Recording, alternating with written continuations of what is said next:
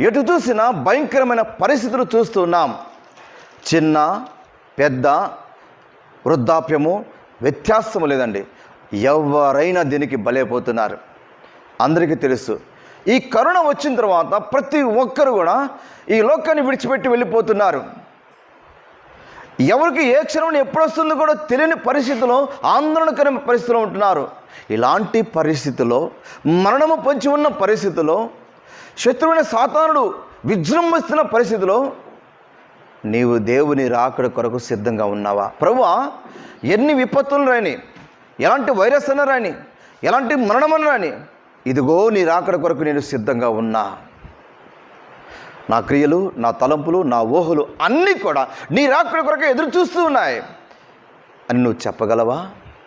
ప్రియమైన సహోదరి, సహోదరుడా, నీకు చెప్పుచున్న మాట, దయచేసి